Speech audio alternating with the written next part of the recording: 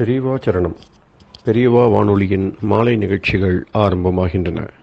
இன்றைய எமது நிகழ்ச்சிகள் நித்திய குரு பாதுகா பூஜா, ஸ்ரீ ரா கணபதி அவர்கள் எழுதிய புத்தகத்தின் ஒளிவடிவம், ஆன்மீக உரை, மகா பெரியவா மகிமை, உபன்யாசம். பெரியவா சரணம். பெரியவா சரணம்.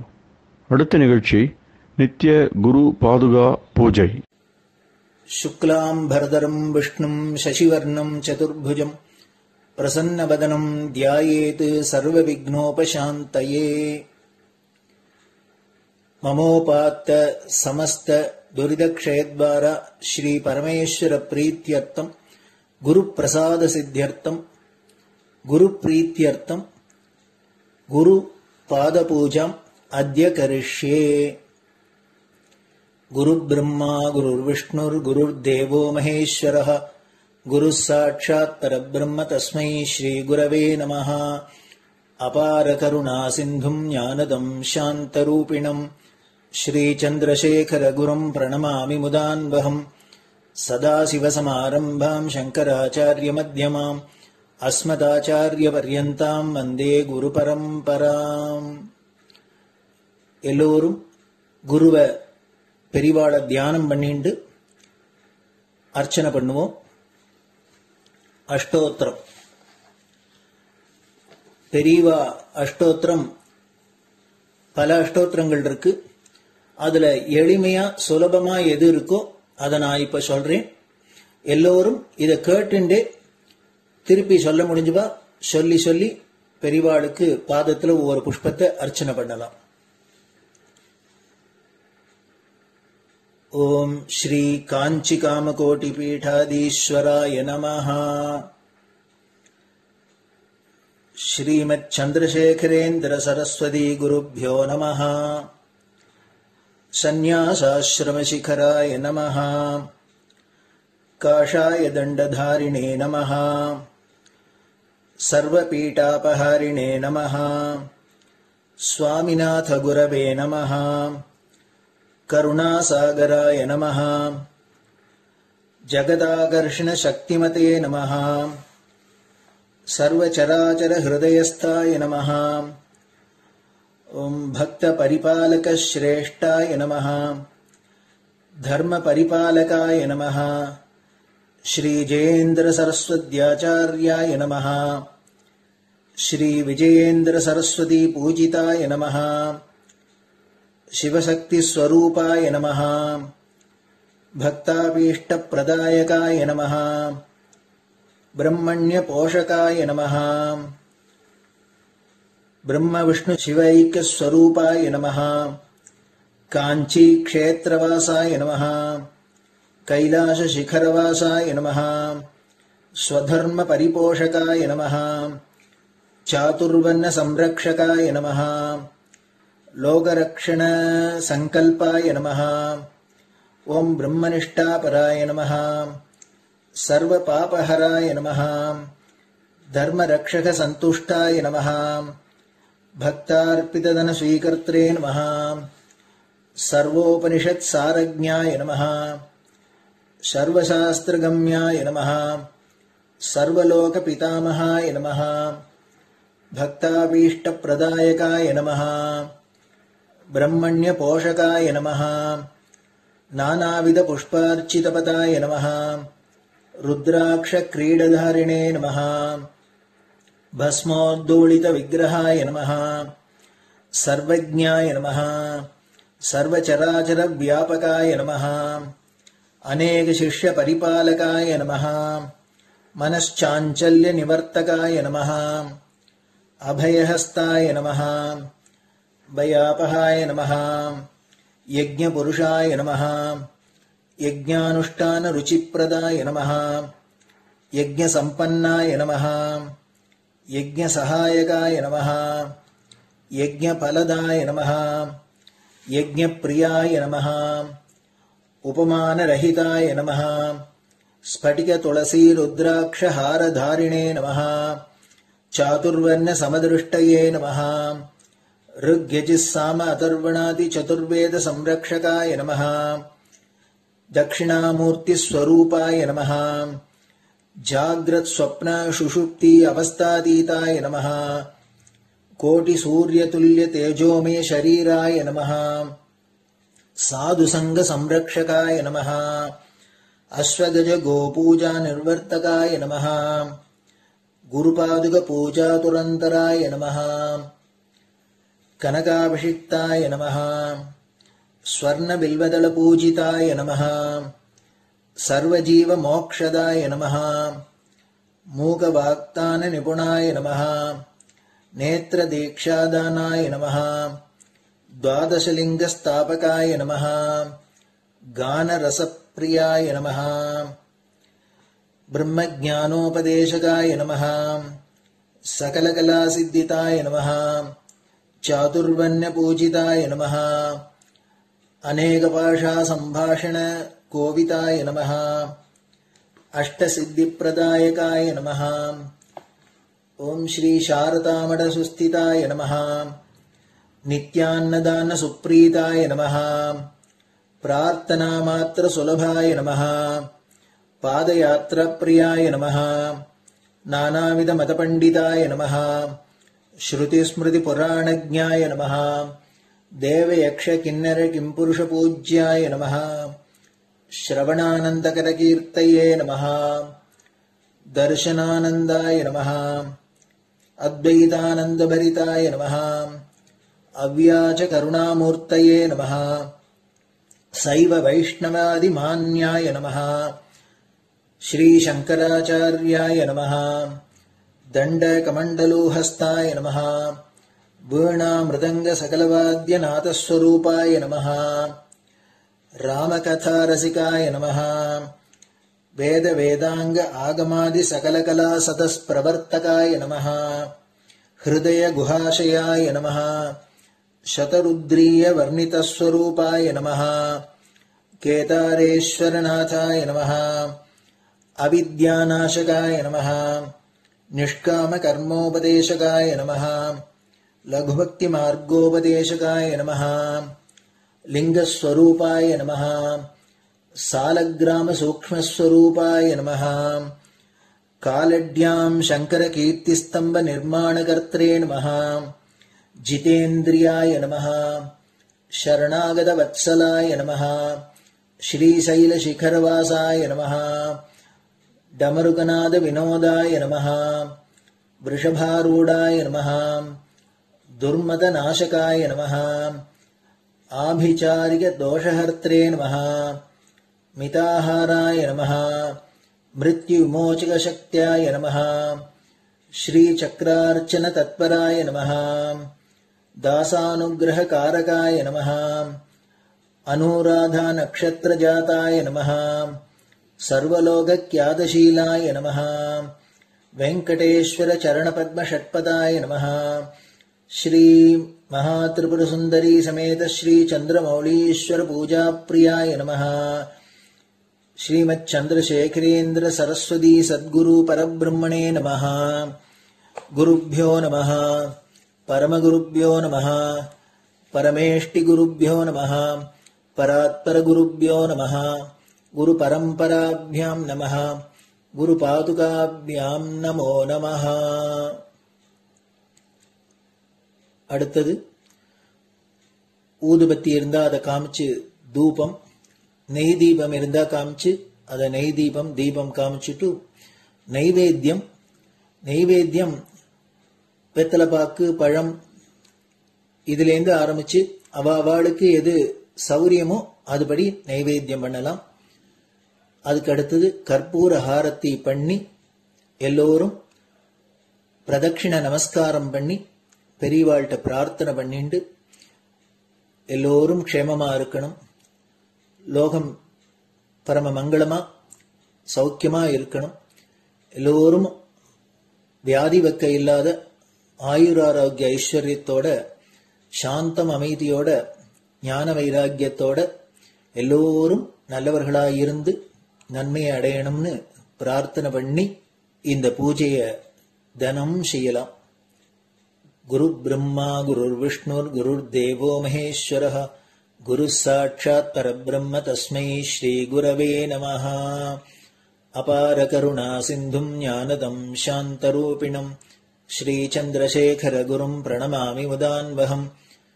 सदाशिवसमारम्भाम् शङ्कराचार्यमध्यमाम् अस्मदाचार्यपर्यन्ताम् वन्दे गुरुपरम्पराम्.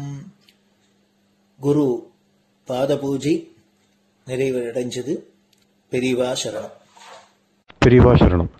பெரியவா வானொலியில் நேயர்கள் அடுத்து கேட்க இருப்பது ஸ்ரீ ரா கணபதி அவர்கள் எழுதிய புத்தகத்தின் ஒளி வடிவம். அளிப்பவர் ஸ்ரீமதி உமா சங்கர் அவர்கள். தேனினும் இனிய சொல்லான் தீச்சுடர் மேனி கொண்டான் ஊனுயிர்க்குயிரதான ஒன்றினைக் கலந்து நின்றான் ஏனினிக் கவலை நெஞ்சே இன்றுனக் அருள் செய்தான் இஞ்ஞானவான் காமகோட்டி நாதனை நம்புவோமே. ஜெய ஜெய சங்கர, ஹரஹர சங்கர.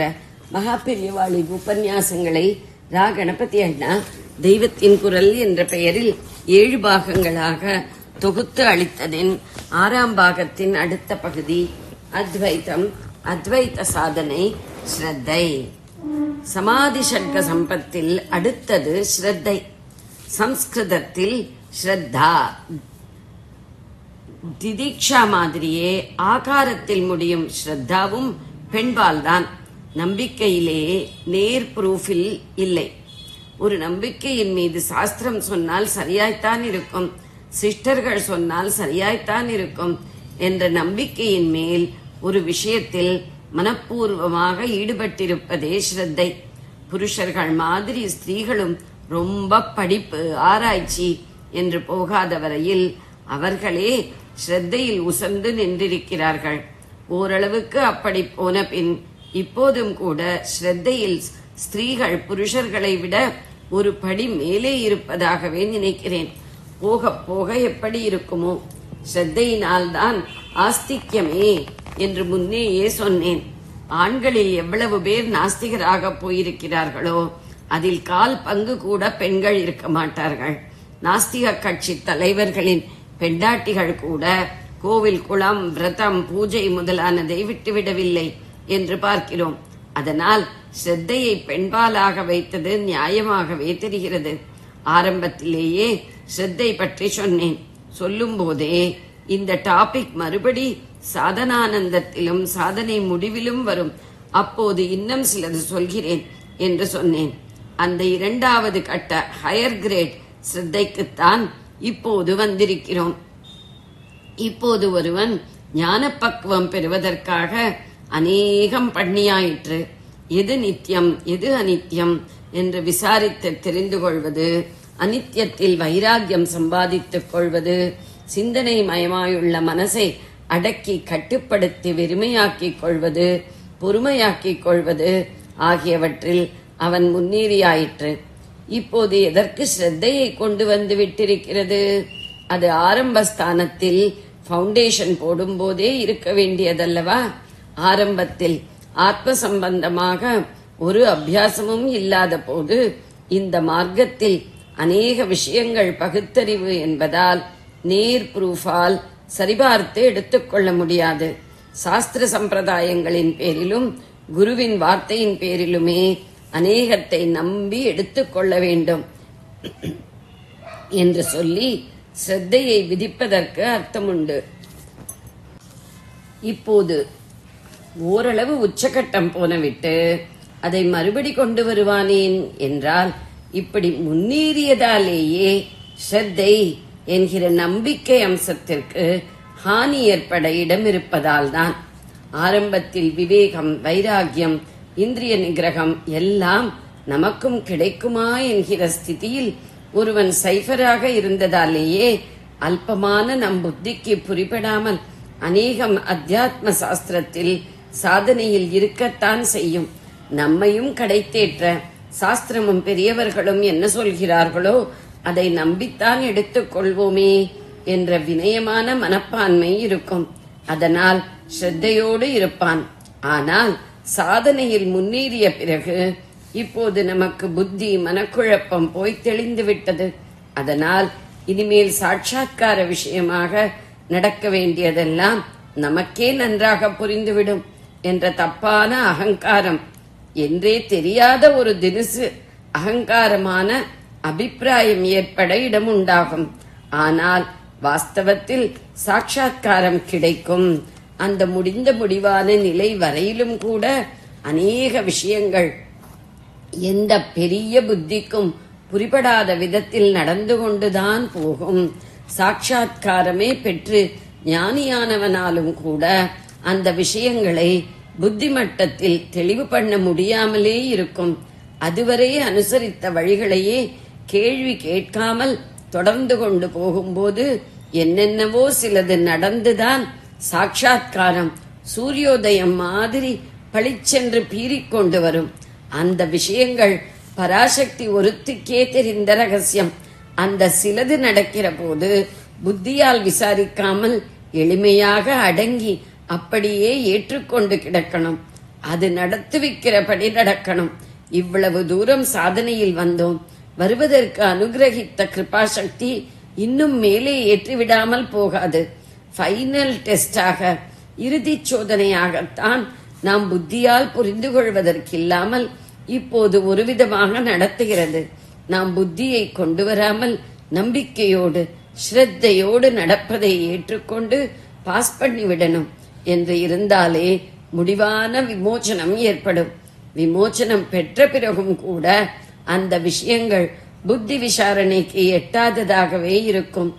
எவரை விட ஒரு மகாச்சாரியார் இல்லையோ, இருக்க முடியாதோ, அப்படிப்பட்ட நம்முடைய ஆச்சாரியாள் சங்கர பகவத் பாதாள் கூட அந்த ரகசியத்தை புத்தியின் பாஷையில் சொல்வதற்கு முன்வரவில்லை. நானும் சொல்வதற்கில்லை. நம்பிக்கையின் பேரிலேயே தொடர்ந்து கொண்டு போ என்றுதான் இங்கே சாதனையில் அட்வான்ஸ் ஆன பிறகு ஸ்ரத்தை என்பதை வைத்துவிட்டார். எல்லா ரகசியத்தையும் அவர் சொல்லியிருந்தாரானால் அப்புறம் ராமானுஜாச்சாரியார் விசிஷ்டாத்வைத்தம் என்று ஒன்று ஸ்தாபிக்க அவசியமே இருந்திருக்காது. அத்வைத சித்தாந்தத்தில் ராமானுஜர் ஏதோ ஒரு இடத்தில் புத்தியாலே கேள்வி கேட்டு பதில் கிடைக்காததால் தான், வேறே எந்த தினசாக நினைத்தால்தான் அவருக்கு பதில் கிடைத்ததாக தோன்றிற்றோ அதை விசிஷ்டாத்வைத்தம் என்று வைத்தார். சரி, அதாவது எல்லா ரகசியத்தையும் எல்லாருக்கும் அவிழ்த்து விட்டதா? இல்லை. அதனால்தான் மத்வாச்சாரியார் துவைத சித்தாந்தத்தை ஏற்படுத்தும்படியாயிற்று. அதுவும் புத்தியின் எல்லா கேள்விக்கும் பதில் சொல்லிவிடவில்லை. அதனால்தான் இன்னமும் நிறைய அத்வைத்திகள், விசிஷ்டாத்வைத்திகள் எல்லாரும் இருந்து கொண்டிருக்கிறோம். எல்லாருமாக ஒரே வாக்குவாதமாக பண்ணிக் கொண்டிருக்கிறோம். இப்படி ஒரு பக்கம் நாம் புத்தி காரியமாக சண்டை போட்டுக் கொண்டிருந்தாலும் அந்தந்த சித்தாந்தத்திலும் பிற்பாடு வந்தவர்களில் சில பேர் புத்தியின் உரைக்கல்லில் தேய்த்து பார்த்துத்தான் எடுத்துக்கொள்வதென்றில்லாமல் நாம் இப்படி ஸ்மார்த்தனாக அல்லது ஸ்ரீ வைஷ்ணவனாக அல்லது மாத்வனாக பிறந்திருக்கிறோமா? நமக்கு யார் ஆச்சாரிய புருஷரோ அவர் சொன்னதுதான் சரி என்று நம்பிக்கை, விசுவாசம் கெட்டியாக வைத்து அந்தப்படியே நடப்போம், நினைப்போம் என்று ஸ்ரத்தையின் பேரிலேயே அந்தந்த வழிப்படி தொடர்ந்து பண்ணிக்கொண்டு போய் அதற்கான ஒரு உயர்ந்த அனுபவத்தை பெற்றிருக்கிறார்கள். இப்படி மற்ற சம்பிரதாயஸ்தர்கள் அடையும் அனுபவம் என்ன இருந்தாலும் ஜீவ பிரம்ம ஐக்கியானுபவத்திற்கு குறைந்ததுதான் என்று ஒரு ஸ்மார்த்தன் அத்வைத சம்பிரதாயத்தை சேர்ந்தவன் சொன்னால் சொல்லிவிட்டு போகட்டும். ஆனால் ஸ்ரத்தையோடு சாதனை என்பதாக ஒன்றை அபியசிக்காத பெரும்பாலான ஸ்மார்த்தர்களை விட அந்த இதர சம்பிரதாய அனுபவிகள் மேலே போனவர்கள்தான். இவன் ஸ்மார்த்தன் சொல்லும் உச்சாணி கொம்பான நிர்குண பிரம்மம் அவர்களுக்கு தெரியாமல் போனாலும் அதுவே ஈஸ்வரன் என்று சகுண பிரம்மமாகவும் இருக்கிறதல்லவா? அந்த இதர சித்தாந்தங்களை சேர்ந்த அனுபவிகளுக்கு இந்த சகுண பிரம்மத்துடன் ஏதோ ஒரு தொடர்பு உண்டாகி ஈஸ்வரானுபவம் ஏற்பட்டே இருக்கிறது. அதனால் அவர்களுக்கே ஒரு தெய்வீக சக்தி அனுக்கிரக சக்தி, அருள் நெஞ்சு ஆகியன இருந்திருக்கின்றன. ஆத்ம விஷயமாகவே கூட சும்மாவுக்காக நான் தான் உச்சாணி அத்வைத சம்பிரதாயக்காரன் என்று சொல்லிக்கொண்டு வெறும் சரீரத்தையும் மனசின் ஓட்டத்தையும் தவிர தன்னுடைய ஆத்மாவை பற்றி எதுவும் தெரிந்து கொள்ளாதவனை விட தங்களுடைய ஆத்மா பரமாத்மாவிடம் பக்தி பண்ணவே ஏற்பட்டது என்று தீர்மானமாக நினைத்துக் கொண்டிருக்கும் இதர சித்தாந்த அனுபவிகள் எவ்வளவோ மேலே போனவர்கள்தான். ஆத்மா இன்னவென்று இன்னதென்று எந்த விதமான அனுபவமும் இல்லாதவனை விட பக்தி என்ற நல்ல விஷயம் நிரம்பிய சுத்த மனசை ஆத்மா என்று நினைத்துக் கொண்டிருப்பது மேல்தானே. அப்படி சுத்தமானால் அப்புறம் அந்த மனஸ் நசித்து நிஜமான ஆத்மானுபவம் ஏற்படவும் முடியும். அப்புறம் ஆக வேண்டியது இருக்கட்டும். இப்போதே தங்களுடைய சம்பிரதாய சாஸ்திரங்களை ஸ்ரத்தையோடு பின்பற்றி அனுபவம் கண்டவர்களுக்கு தெய்வத் தொடர்பு, தங்களுக்கே கொஞ்சம் தெய்வ சக்தி, அருள்பான்மை ஆகியவை ஏற்பட்டு விடுகின்றன. அதனால்தான் எந்த சம்பிரதாயத்திலும் மகான்கள் என்று பொதுவாக உலகம் போற்றுபவர்களாக பல பேர் இருப்பது. ஒரு கட்டத்தில் புத்தியின் பலத்தை விட்டுவிட்டு ஸ்ரத்தையின் பலத்தில் போனாலே அனுபவத்திற்கு கொண்டு விடும்படியாக பராசக்தியின் ஞானபிட்சை விளையாட்டு நடக்கிறது. ஆகையால் அந்த கட்டத்தில் ஸ்ரத்தை ரொம்ப அவசியம் என்று காட்ட வந்தேன்.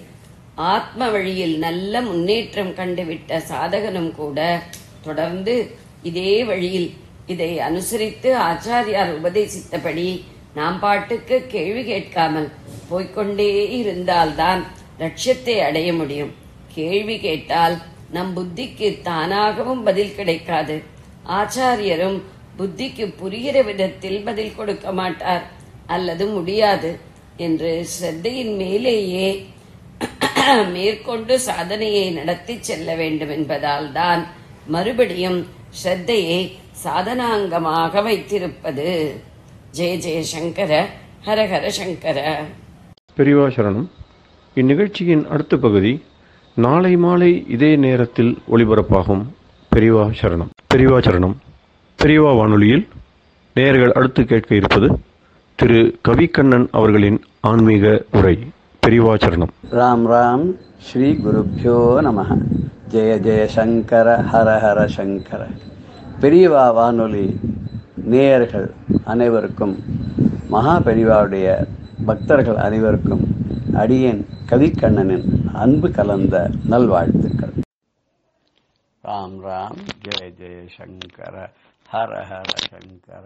ஸ்ரீ குருபியோ நமஹ.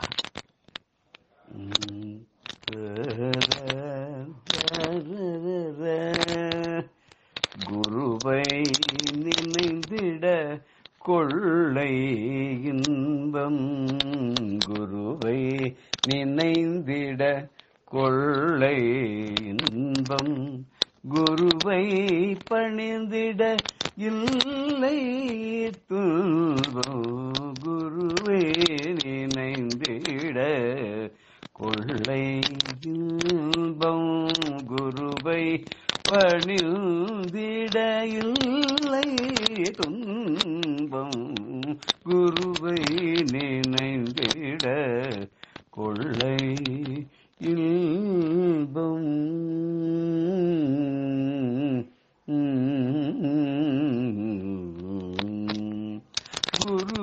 குருவருளாலே பெருகிடும் பண்பும், குருவருளாலே பெருகிடும் பண்பும், குருவருள் ஒன்றே நிலையாம் என்றும், குருவருள் ஒன்றே நிலையாம் என்றும், குருவை நினைந்திட கொள்ளை இன்பம், குருவை பணிந்திட இல்லை துன்பம், குருவை நினைந்திட கொள்ளை இன்பம்.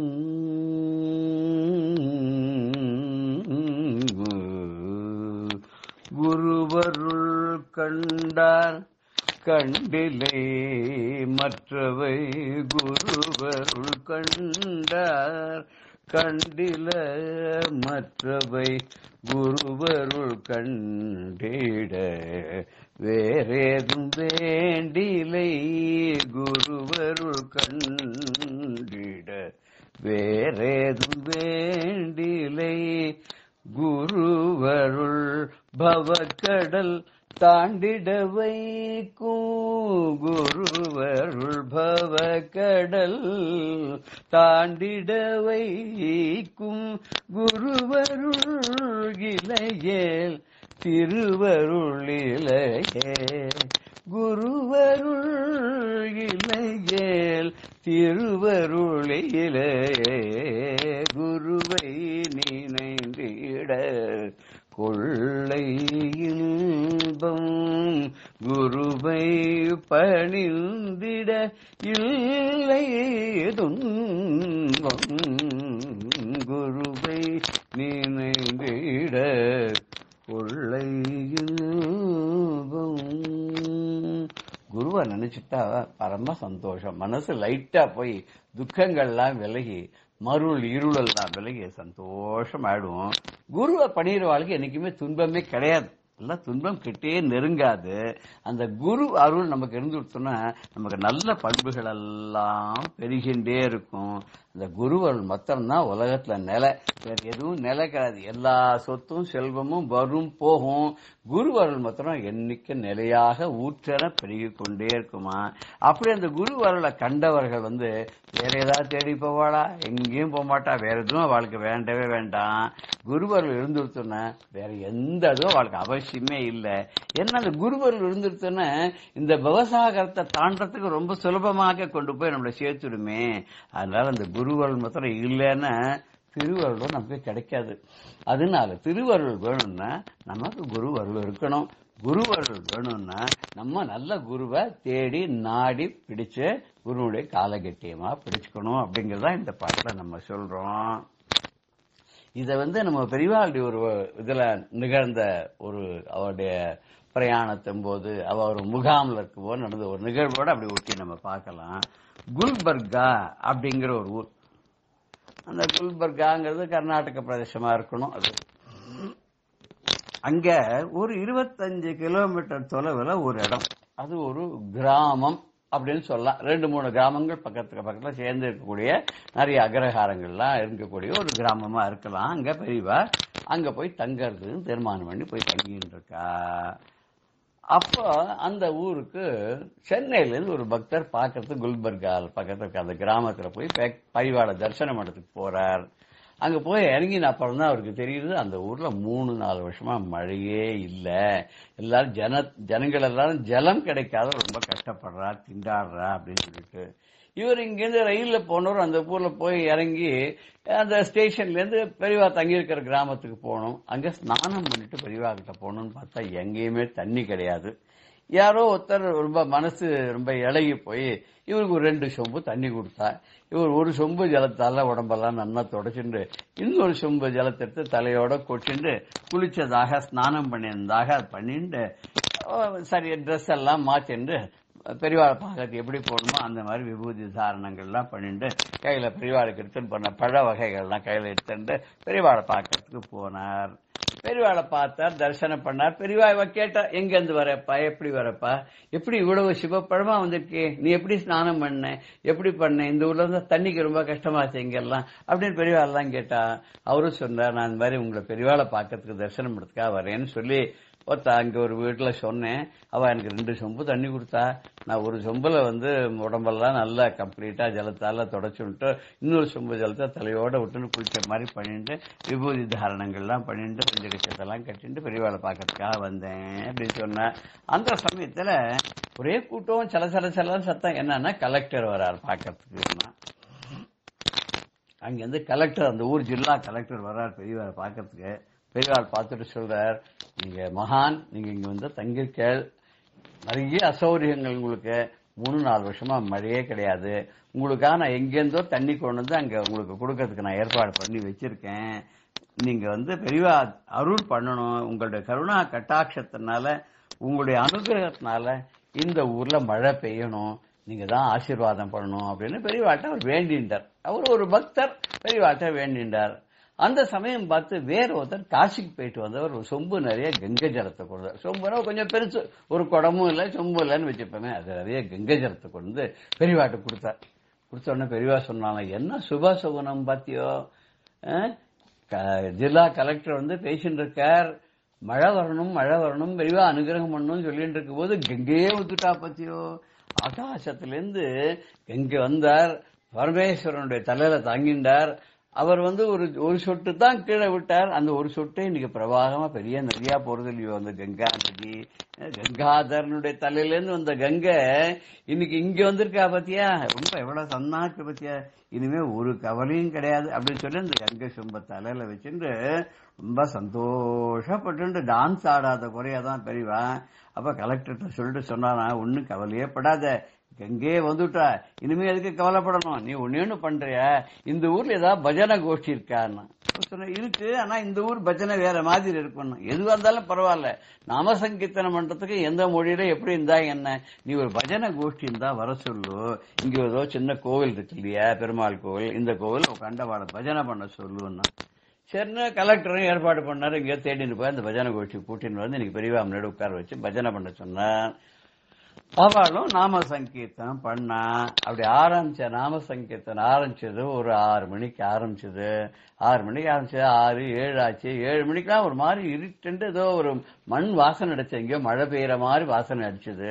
அதாவது எங்கேயாவது தூரல் போட ஆரம்பிச்சதுன்னா காஞ்ச பூமியில திடீர்னு ஒரு மண் வாசனை உனக்கு கிளம்புற மாதிரி அடிச்சது. சித்த நேரத்துக்கெல்லாம் தூரல் போட ஆரம்பிச்சது.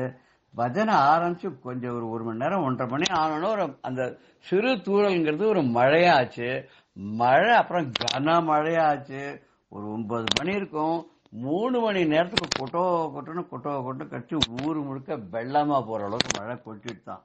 அப்படி மழை கொட்டினோன்னு எல்லாரும் ரொம்ப நாளா மழையே இல்லாத சிரமப்பட்டு திண்டாடி இருந்தவாளுக்கு எல்லா அந்த ஊர்ல இருக்க சுத்தி வர ஒரு 10 கிலோமீட்டர் விஸ்தீர்ணத்துக்கு எல்லா இடத்துலயும் மழை அப்படி பெஞ்சு குளம் குட்டை எல்லாமே நீர்நிலைகள் எல்லாமே கம்ப்ளீட்டா ஃபுல்லா ரொம்பி போயிட்டான்.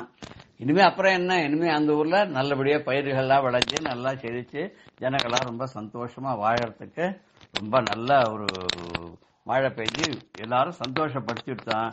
பெரியவா அதுக்கப்புறம் என்ன, வந்த காரியம் முடிஞ்சு போச்சு, எதுக்கு வந்து அங்க முகாம் பண்ணா, அந்த ஊருக்கு மழையை வர வச்சு அருள் பண்ணணும்ன்றதுக்கு இந்த கருணை மாமுகில் நினைச்சது.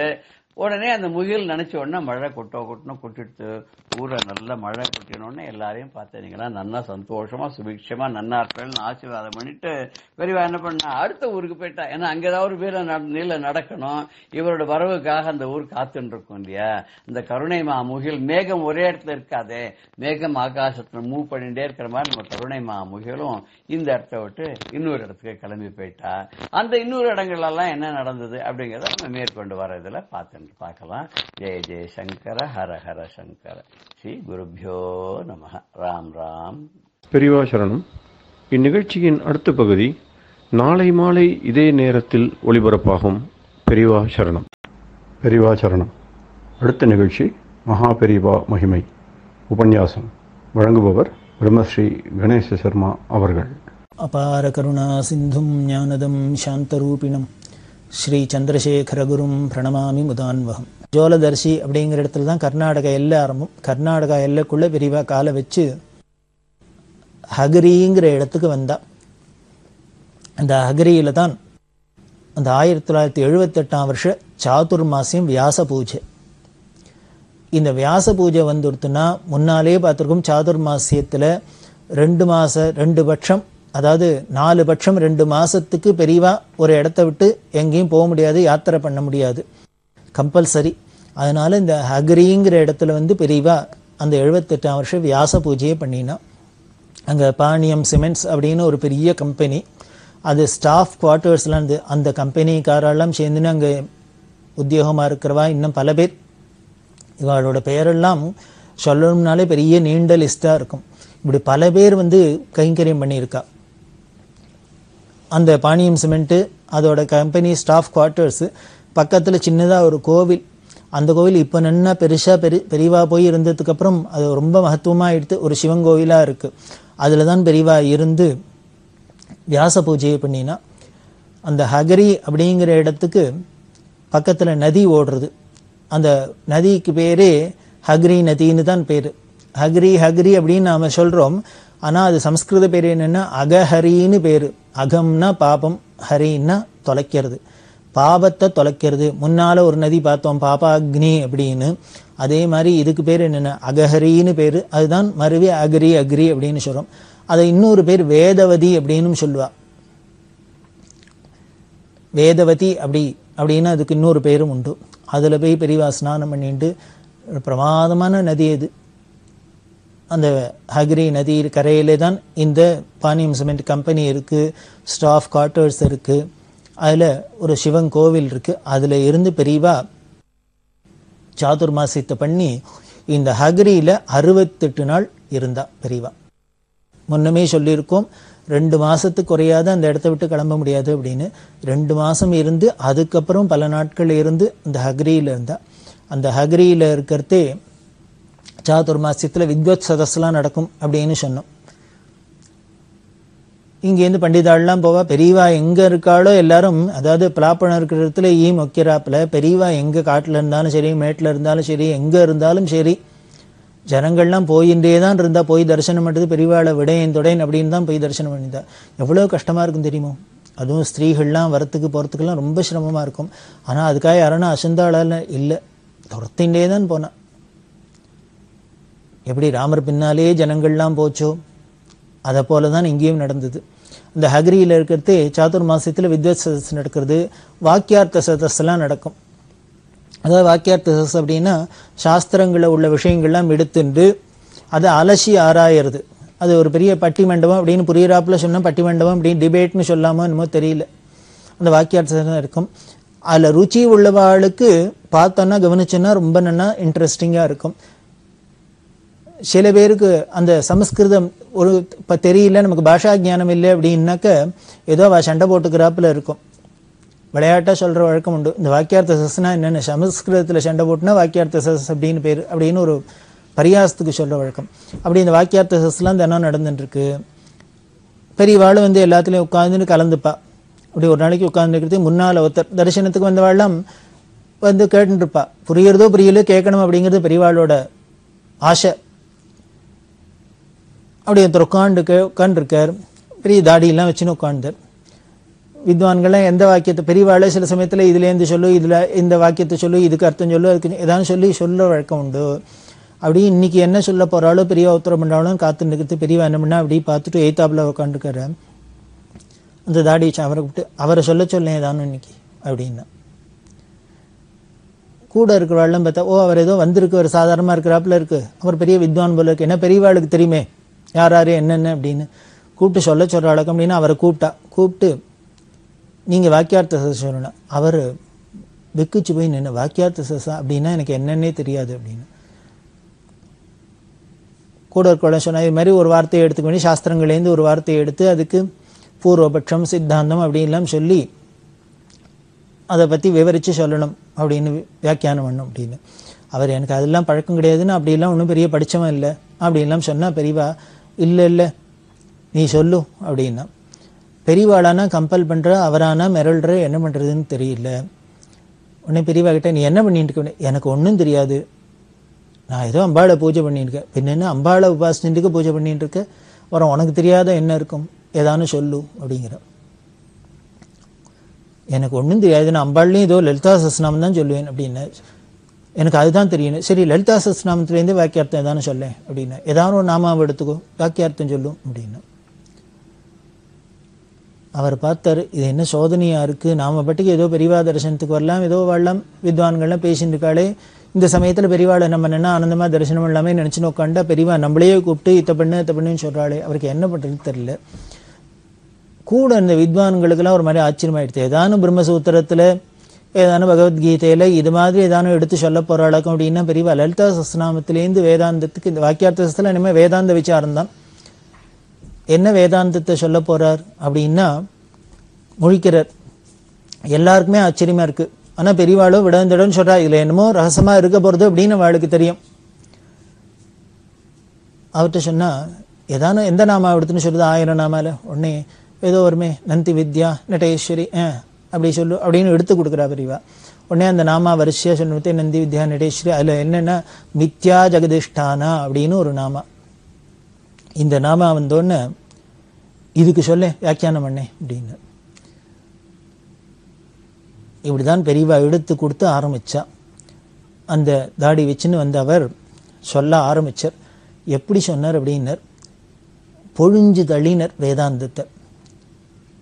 பொழிஞ்சு தள்ளினர் மித்யா ஜெகத் அதிஷ்டானா அப்படின்னா, அந்த மித்யா அப்படின்னா வேதாந்தத்தில் அத்வைதத்தில் இந்த உலகத்தை என்ன சொல்றது, மித்யா அப்படின்னு மாயத் தோற்றம் அப்படின்னு சொல்றது.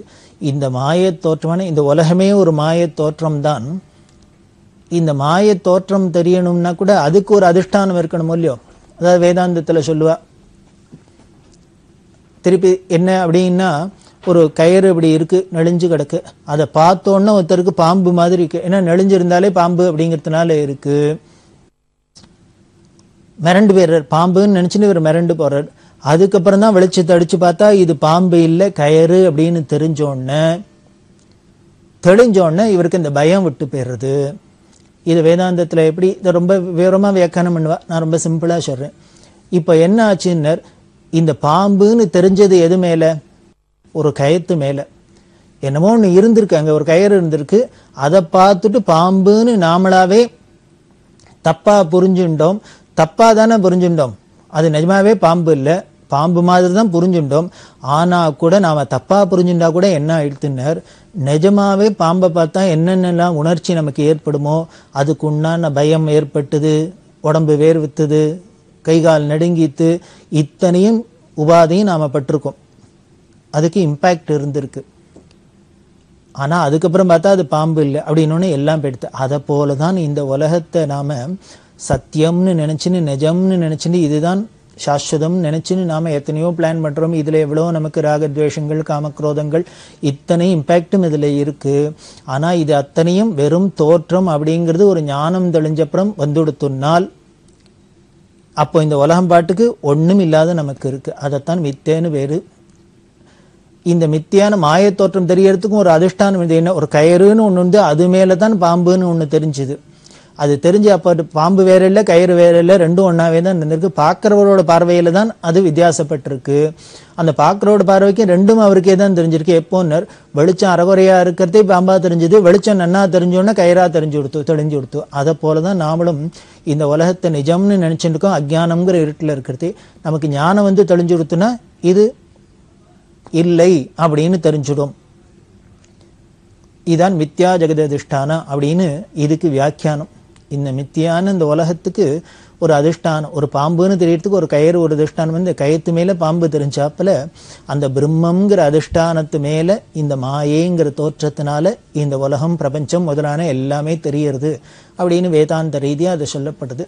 அதைத்தான் மித்யா ஜெகததிஷ்டானா அப்படின்னு இந்த லலிதா சஹஸ்ரநாமத்துல, அதாவது அம்பாள் தான் பரபிரம்மஸ்வரூபி, இந்த அவளே தான் மகாமாயா இருக்கா. முதல்லயே நாம திருப்பி திருப்பி சொல்லிட்டு இருக்கோம், சிவன் வேற இல்லை விஷ்ணு வேற இல்லை அப்படின்னு. விஷ்ணுனாலே மாயை அப்படிங்கிறது தெரியும், சிவன்னாலே ஞானம் அப்படிங்கிறது தெரியும். அதனால தான் அது வெள்ளை வெளியேன்னு இருக்கு, இது கண்ணங்கரேன்னு இருக்கு, இப்படிலாம் வேதாந்த ரீதியாக அதுக்கு பல விதமான வியாக்கியானம்லாம் இருக்கு. இது ரெண்டும் ஒன்று அப்படின்லாம் சொல்றோம் இல்லையோ. அதனால அந்த சுத்த ஞான ஸ்வரூபமா இருக்கிற அந்த பரபிரம்மத்து மேல மித்தேங்கிற மாயேங்கிற தோற்றத்தினால ஜெகன்லாம் தெரியுது அப்படின்லாம் சொல்றோம். சர்வம் விஷ்ணுமயம் ஜெகத்லாம் சொல்றோம். இப்படி எல்லாம் அவர் வியாக்கியானம் பண்ணினார். அப்படி இருக்கிற பரபிரம்மஸ்வரூபிணி பராசக்தி அப்படின்னு சொல்றது தான் இந்த நாமாவோட தாத்பரியம்னு சொன்னார். எல்லாரும் அப்படியே அசந்து போயிட்டா, இப்படி ஒரு நாமாக்கு இந்த லலிதா சஹஸ்ரநாமத்தில் இப்படி ஒரு வேதாந்தம் இருக்கான்னு. அப்படி ஒரு அதிசயம் நடந்தான் இந்த ஹகிரியில. இன்னும் இது மாதிரி பல நிகழ்ச்சிகள் நாம தொடர்ந்து பார்க்க போறோம். பெரியவா சரணம். இந்நிகழ்ச்சியின் அடுத்த பகுதி நாளை மாலை இதே நேரத்தில் ஒளிபரப்பாகும். பெரியவா சரணம். பெரியவா சரணம். அடுத்த நிகழ்ச்சி திருவாசக இன்னிசை. வழங்குபவர் ஸ்ரீ சத்குருநாத தேசிகர் அவர்கள். பெரியவா சரணம். திருச்சிற்றம்பலம். செத்திலாப்பத்து பொய்யனேன் அகம் நெகப் புகுந்து அமுதூரும்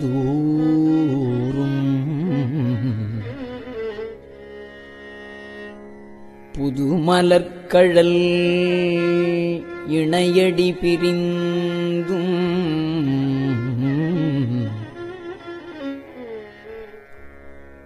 கையனேன் இன்னும் செத்திலேன்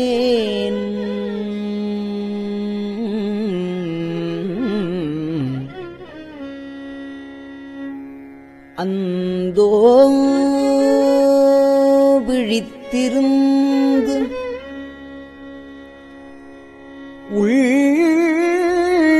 உள்ளக் கருத்தினை இழந்தேன்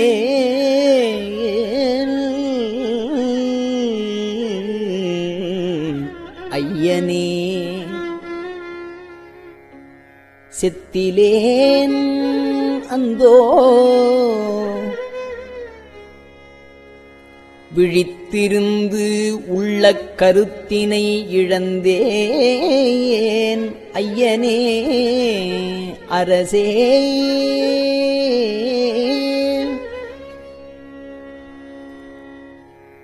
அருட்பெரும் கடலே அத்தனே அயன் மார்க்கு அறியுண்ணா செய்யமேனியனே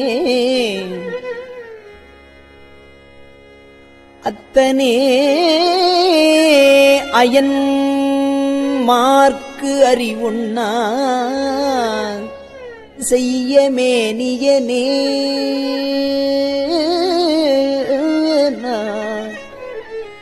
செய்வகை அறியேன் திருப்பெரும் துறை மேவிய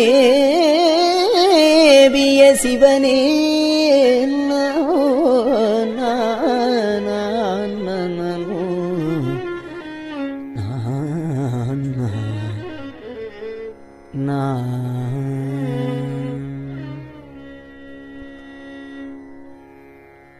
புற்றுமாய் மரமாய் புனல் காலே உண்டியாய்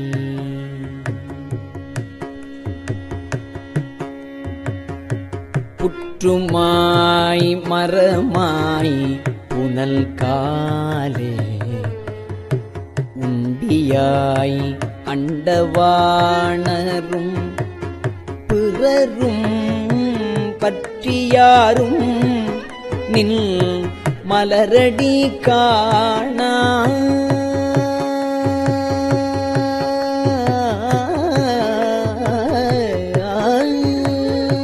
மன்ன என்னையோர் வார்த்தையுட்படுத்து பற்றினாய் பதையேன் மனம் மிக உருகேன் பரிகிலேன் பரியா உடல் தன்னை செற்றிலேன் இன்னும்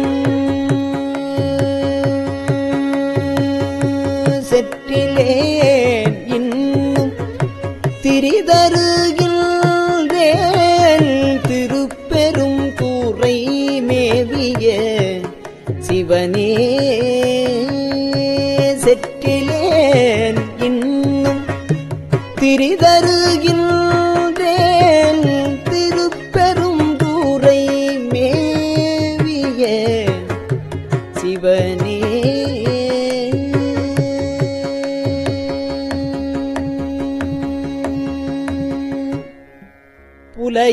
புலையனேனையும்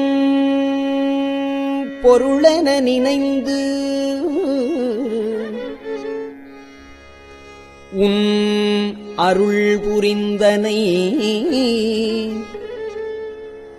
புரிதலும் கழித்து தலையினால் நடந்தேல் விடைப்பாக சங்கரா தலையினால் நடந்தேன் விடைப்பாக சங்கரா எண்ணில் வானவர்க்கு எல்லாம் நிலையனே அலை நீர் விடம் உண்ட நித்தனே விடம் உண்ட நித்தனே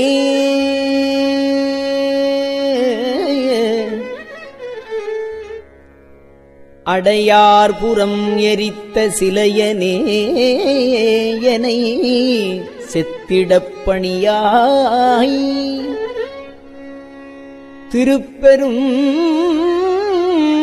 துறை மேவிய சிவனே அன்பராகி மற்று அருந்தவம் முயல்வாறு அயனும் மாலும் மற்று அழல் உருமெழுகாம் என்பராய் நினைவாறு எனை பலர் நிற்க இங்கு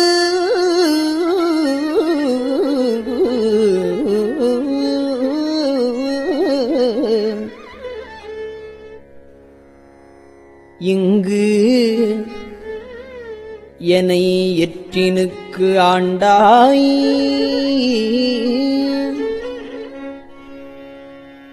வன்பராய்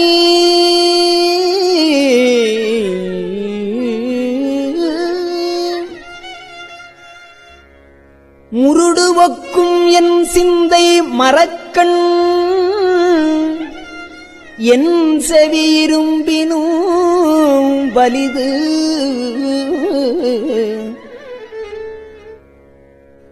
என் சிந்தை மரக்கண் என் செவி இரும்பினும் வலிது தென்பராய் துறையாய் சிவலோகா திருப்பெரும் துறை மேவிய சிவனே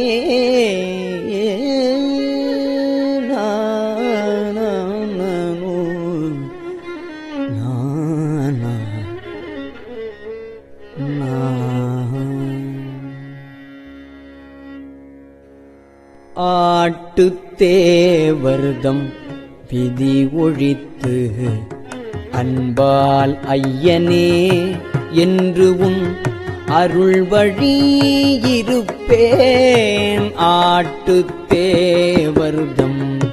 விதி ஒழித்து அன்பால் ஐயனே என்று உன் அருள் வழி இருப்பேன் நாட்டு தேவரும்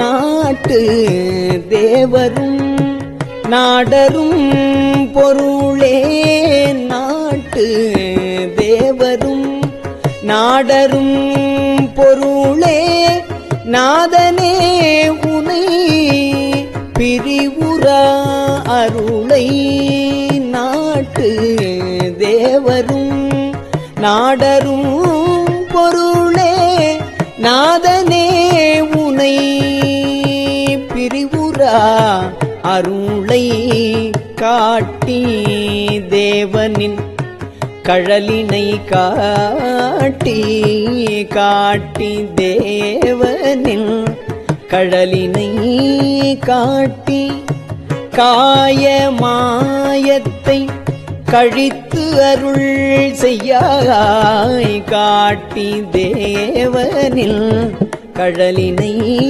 காட்டி காய மாயத்தை கழித்து அருள் செய்யாய் சேட்டை தேவர்தம் தேவர் பிரானே சேட்டை தேவர்தம் தேவர் பிரானே திருப்பெரும் துறை மேவிய சிவனே திருப்பெரும் துறை மேவிய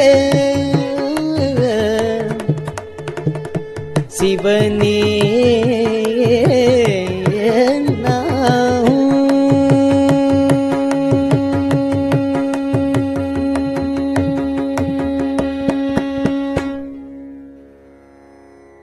அருக்கிலேன் உடல்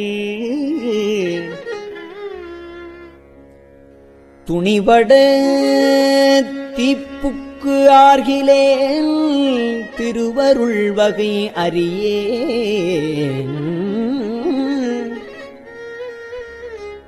பொறுக்கிலேன் உடல் போக்கிடம் காணேன்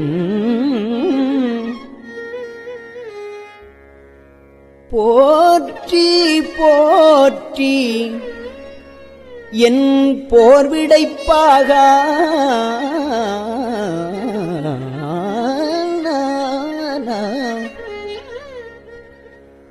இறக்கிலேன் உனைப் பிரிந்து இனிது இருக்க என் செய்கேன் இது செய்க என்று அருளாய்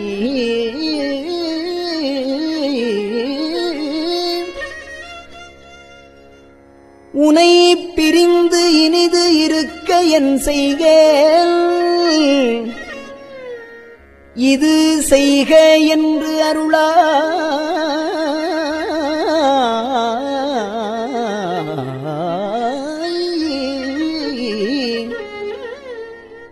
சிறைக்கனே புனல் நிலவிய வயல் சூழ் திருப்பெருந்துறை மேவிய சிவனே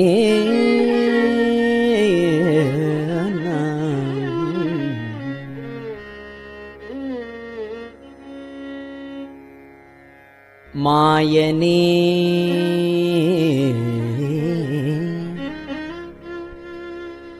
மறிகடல் விடம் உண்ட வானவா மணிகண்டத்து எம் அமுதே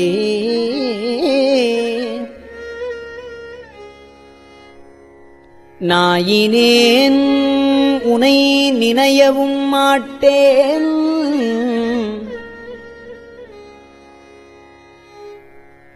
நமச்சிவாய என்று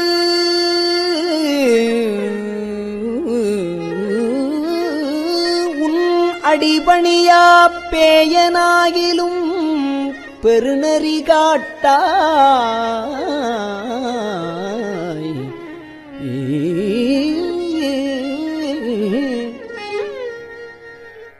பிறைகுலாம் சடைப்பிஞகனேயோ சேயனாகி நின்று அலறுவது அழகோ திருப்பெருந்துறை மேவிய சிவனே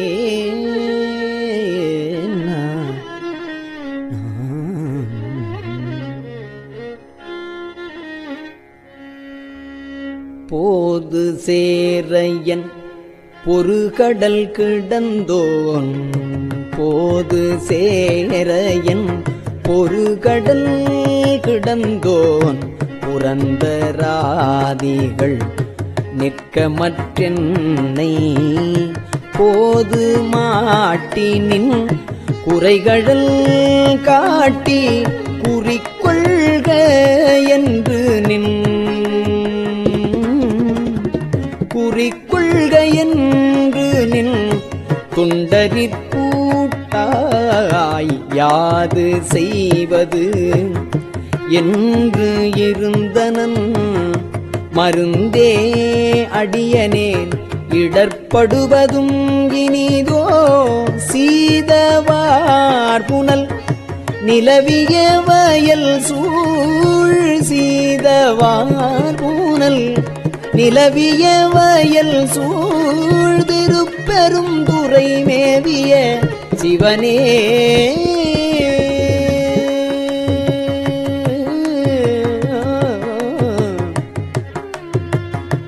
ஞாலம் இந்திரன் நான்முகன் வானவர் ஞாலம் இந்திரன் நான்முகன் வானவர் நிற்க மற்று ஏனை நயந்தினிதாண்டாய் ஞாலம் இந்திரன் நான் முகன்பானவர் நிற்க மற்றனை நயந்து இனிதாண்டாய் காலனார் உயிர் கொண்ட பூங்கழலாய் கங்கையாய் அங்கி தங்கிய கையாய் மாலும் ஓலமிட்டு அலரும் அம்மலர்க்கே மரக்கணேனையும்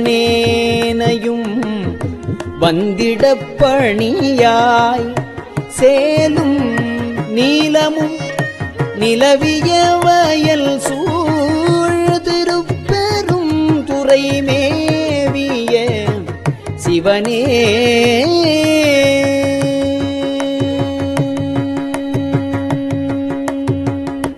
அளித்து வந்து எனக்கு அளித்து வந்து எனக்கு ஆவையென்று அருளி அச்சம் தீர்த்தனில் அருட்பெருங்கடலில் திளைத்தும் தெக்கியும் பருகியும் உருகேன் திருப்பெருந்துறை மேவிய சிவனே வளைக்கையானோடு மலரவன் அறியா வானவா மலை மாது ஒரு பாகா கழிப்பெலாம் மிக கலங்கிடுகின்றேன் கையிலை மாமலை மேவிய கடலே கையிலை மாமலை மேவிய கடலே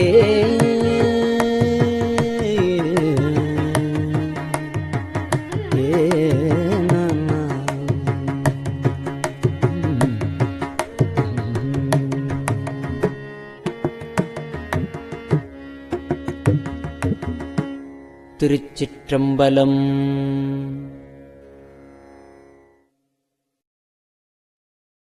பெரியவா சரணம். இந்நிகழ்ச்சியின் அடுத்த பகுதி நாளை மாலை இதே நேரத்தில் ஒளிபரப்பாகும்.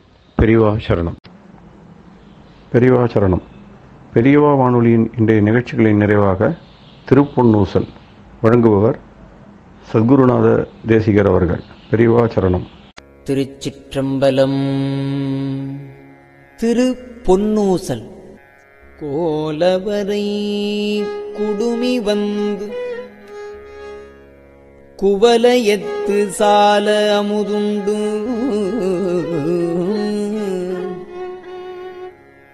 தாழ்கடலின் மீதெழுந்து ஞாலம் மிக பரிமேற்கொண்டு நமையாண்டான் சீலம் திகழும் திரு உத்தரகோசமங்கை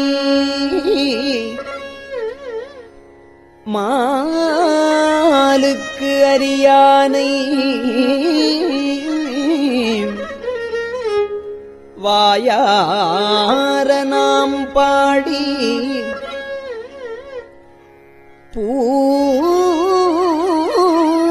பூலித்து அகங்குழைந்து பொன்னூசல் ஆடாமோ.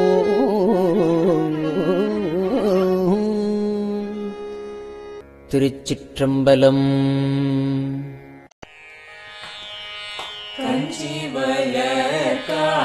காமாட்சி தன் குழந்தாய் சங்கரரே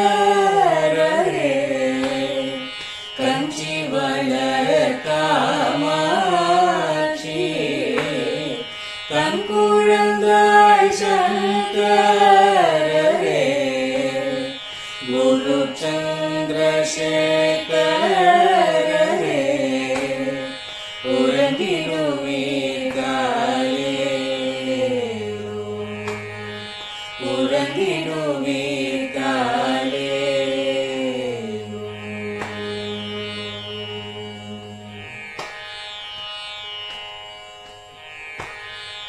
ஆதி குரு மலராய் அன்றொரு நாள் வந்தவரே 68 ஏகபதி காலேரு ஏழுலகும் பூப்பவரே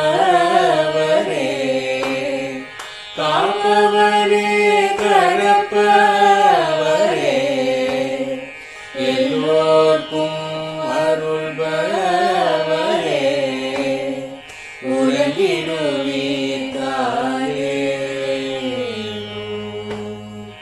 அயனுடனே மாலவனோ தேடிய பொற்பதத்தவரே அருமறைகள் சாற்றும் முயல் மலர்பதமே காலே முக்தி நிலை எய்திடவே சக்தி தரும் சத்குருவே முக்தி நிலை எய்திடவே சக்தி தரும் சத்குருவே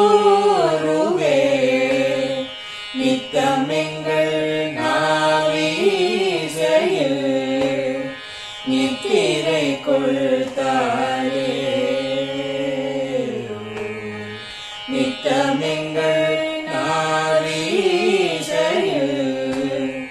நித்திரை கொள்தாலே நித்தமெங்கள் நாவீசையில்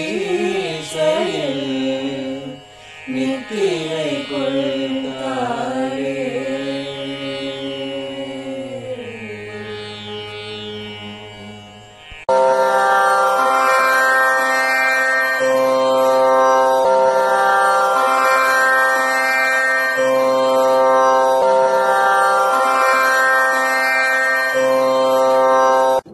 பெரியவா சரணம்.